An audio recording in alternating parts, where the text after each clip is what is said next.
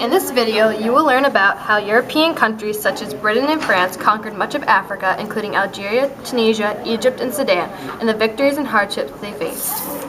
European Powers Invade Africa by Lizzie Gordon, Megan McNeil, and Hadley Ballou.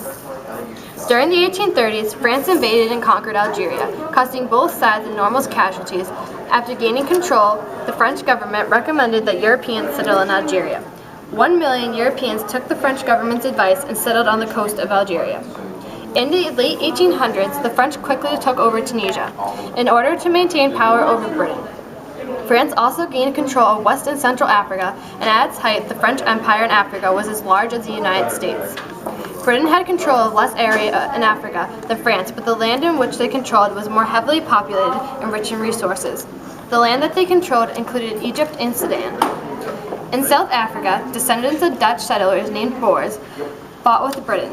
In 1815, Britain took over the Cape Colony from the Dutch, causing many Boers to flee from British rule and establish republics in the north. In the 1800s, the discovery of gold and diamonds in the Boers' land caused conflicts between the Europeans and Boers.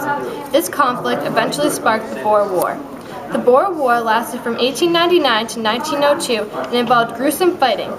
In 1902, Britain finally prevailed, but at great cost. A leader named Chaka succeeded his brother Dingaan and united many African tribes, forming a Zulu empire. Eventually, the Boers attempted to purchase land from the Zulus. The Boers allied with Dingaan and overthrew the Zulu throne. In 1910, Britain united the Cape Colony and the former Boer Republic into the Union of South Africa.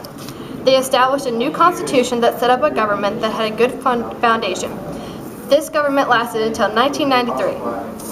In 1833, Maxim finalized his final project of the Maxim Gun. This gun fired at 11 rounds per second, making it extremely popular among the European armies. It was first used in present-day Zimbabwe, when 50 troops massacred 500 African warriors with only 4 Maxim guns. In this video, you have learned about Britain and France's struggles and victories that they faced when attempting to gain control of Africa. Also, you have learned how the citizens of these African nations tried to fight back.